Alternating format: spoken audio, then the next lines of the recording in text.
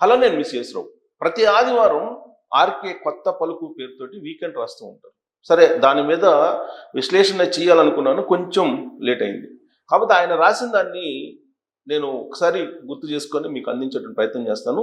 చంద్రబాబు నాయుడు గారు ఎమ్మెల్యేలను కంట్రోల్ చేయటంలో ఆయన తడబడుతున్నాడు అనేటువంటి యాంగిల్లో ఆయన రాశారు వీకెండ్లో. దాదాపు 25 మంది ఎమ్మెల్యేలను పక్కన పెట్టినా కానీ ప్రభుత్వానికి ఏమీ కాదు, ఆ 25 మంది మీద చర్యలు తీసుకుంటే భయం ఏర్పడుతుంది, అలాంటి భయం ఉండాలి, ప్రస్తుతం ఉండేటువంటి తెలుగుదేశం పార్టీ ఎమ్మెల్యేలకు భయం లేదు, భక్తి లేదు అనేటువంటి యాంగిల్లో ఆయన రాసుకొచ్చారు. ఆ కారణం చేత ఎన్నికల్లో పెట్టినటువంటి ఖర్చుని మళ్ళా వెంటనే రాబట్టుకోవాలి అనేటువంటి ఉద్దేశంలో ఏది వదలకుండా కొంతమంది ఎమ్మెల్యేలు భారీగా వసూళ్లు చేస్తున్నారు, అక్రమాలకు పాల్పడుతున్నారు, అవినీతికి పాల్పడుతున్నారు, దందాలు చేస్తున్నారు అనే యాంగిల్లో రాశారు.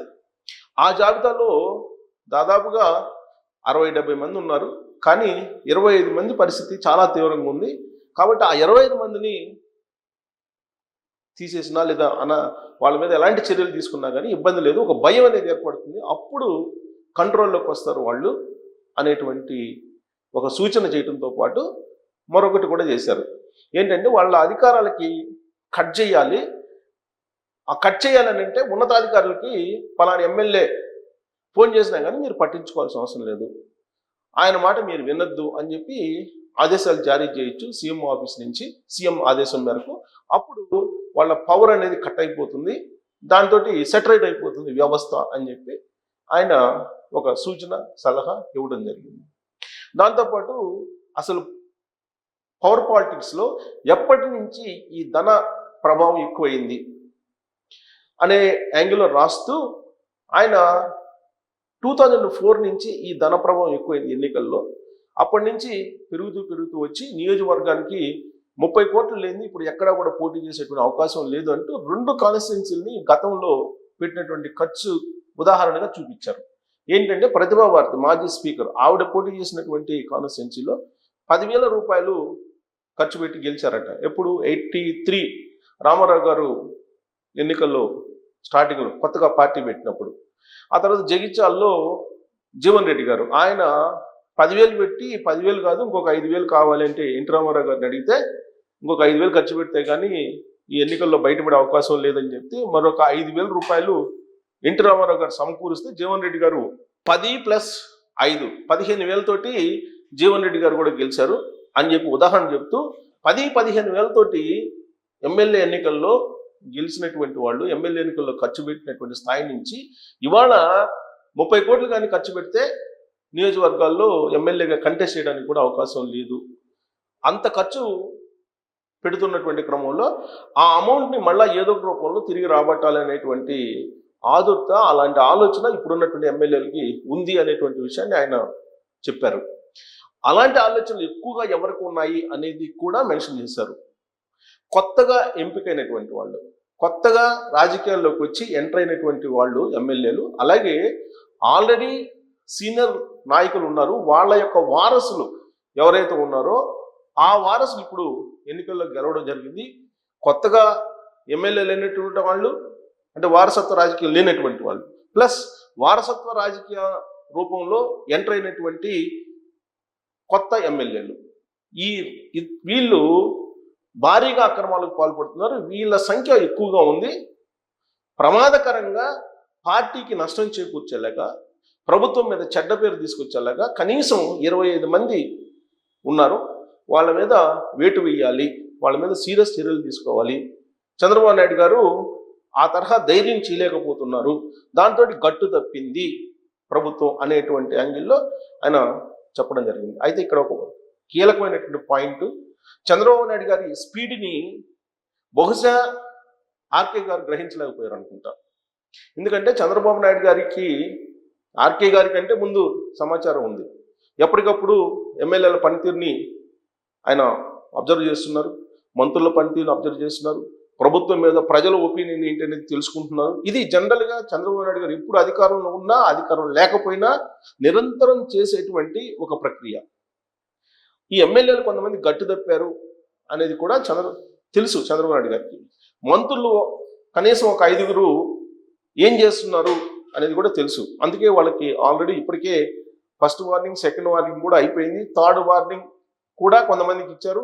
ఫైనల్గా ఇక దేశమే మిగిలింది అనేటువంటి సంకేతాలు కూడా ఆయన ఈ మధ్యకాలంలో ఇచ్చారనేది కూడా పార్టీలో ప్రభుత్వ వర్గాల్లో కూడా వినిపిస్తుంది. ఇక చంద్రబాబు నాయుడు గారు వీళ్ళని కంట్రోల్ చేయడానికి తీసుకున్నటువంటి చర్య ఏంటి అనేది ఆర్కే గారు బహుశా గ్రహించలేదేమో. అందుకే ఆ ఆర్టికల్లో ఆ అంశాన్ని మెన్షన్ చేయలేకపోయారు అనిపిస్తుంది.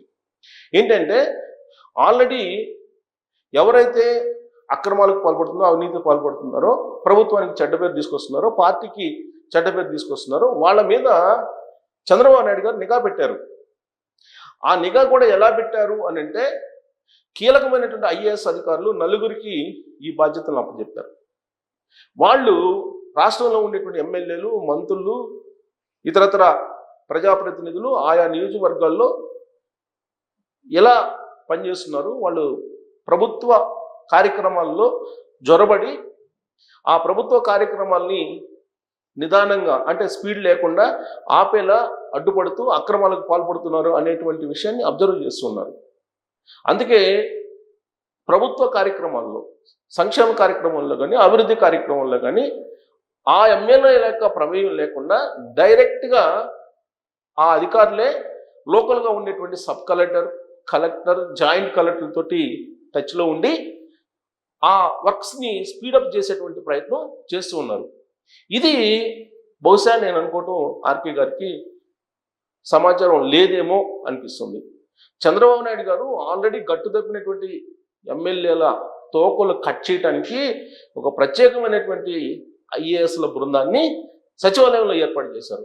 వాళ్ళు ఆయా జిల్లాల్లో ఉండేటువంటి అధికారులతోటి మాట్లాడుతూ ఎవరైతే ప్రభుత్వానికి, పార్టీకి చెడ్డ పేరు తీసుకొస్తున్నారో ఆ ఎమ్మెల్యేలను కట్టడి చేసేటువంటి కార్యక్రమం ఆల్రెడీ ప్రారంభమయ్యింది. దానికి సంబంధించినటువంటి కసరత్తు ఎప్పుడో ముగిసింది, ఆల్రెడీ కార్యాచరణలో ఉంది. కాబట్టి చంద్రబాబు నాయుడు గారి స్పీడ్ని ఆర్కే గారు అందుకోలేకపోయారేమో, అందుకే ఈ పాయింట్ మెన్షన్ చేయలేకపోయారు. ఇది తప్ప మిగతా పాయింట్స్ అన్నీ మెన్షన్ చేసేసి ఒక 25 మంది ఎమ్మెల్యేలని తీసివేస్తూ ఒక సంచలన నిర్ణయం తీసుకున్నా ఇప్పుడు ఉన్నటువంటి ప్రభుత్వానికి ఎలాంటి ఢోకా లేదు. 164 మందితో ఏర్పడినటువంటి కూటమి కాబట్టి ఈ 25 మందిని పక్కన పెట్టినా కానీ ప్రభుత్వానికి ఎలాంటి ఇబ్బంది లేదు, భయం అనేది ఒకటి ఉంటుంది అనేటువంటి ఒక సూచన ఆర్కే గారు చంద్రబాబు నాయుడు గారికి చెప్పారు. కానీ చంద్రబాబు నాయుడు గారు ప్రజాస్వామ్యయుతంగా వ్యవహరిస్తారు. ఎవరు ఎన్ని చెప్పినా, ఎవరు ఎంత ప్రవోక్ చేసినా ప్రజాస్వామ్యయుతంగా, రాజ్యాంగబద్ధంగా, చట్టబద్ధంగా మాత్రమే ఆయన చర్యలు తీసుకుంటారు. ఎమ్మెల్యేలు ప్రజాస్వామ్యబద్ధంగా ఎంపికైనటువంటి వాళ్ళు, వాళ్ళని తీసి పక్కన పెట్టేటువంటి అధికారం ఒకవేళ ఉన్నప్పటికీ అలా చెయ్యరు చంద్రబాబు నాయుడు గారు. సో దానికి ప్రత్యామ్నాయ మార్గాన్ని చంద్రబాబు నాయుడు గారు చాలా నైస్గా ఐఏఎస్లు కమిటీ ఏర్పాటు చేసి ఆ కమిటీల ద్వారా తోకలు కత్తిరించేటువంటి ప్రయత్నం చేస్తూ ఉన్నారు. సో కాబట్టి ఇది బహుశా ఆర్కే గారు గ్రహించకపోయి ఉండొచ్చు. మరి ఆర్కే గారు ఇచ్చినటువంటి సూచన అయితే 25 మందిని తీసేసినా ఏం కాదు ఈ ప్రభుత్వానికి అనేది, అది బహుశా ఆమోదయోగ్యం కాదేమో అనేటువంటి ఒక టాక్ అయితే బలంగా అనిపిస్తుంది. ఆర్కే గారు వీకెండ్ రాయగానే దాని మీద చర్చ జరుగుతుంటుంది 2-3 రోజులు. మరి ఈ 25 మంది మీద చర్యలు తీసుకోవాలనే సూచన మీద మీ అభిప్రాయం ఏంటనేది తెలియజేయచ్చు. Thank you.